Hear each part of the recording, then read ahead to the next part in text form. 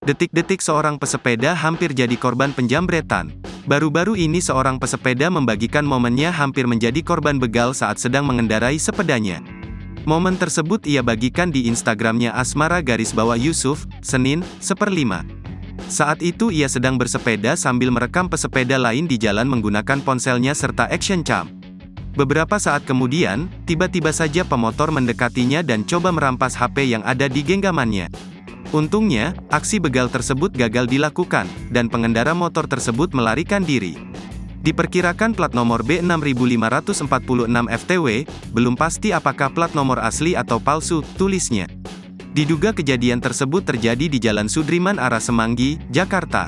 Ia pun berharap pesepeda lain untuk hati-hati ketika melakukan hobi tersebut di jalanan. Hati-hati buat pesepeda lainnya, introspeksi, khususnya buat saya pribadi, semoga Jakarta aman selalu, tulisnya.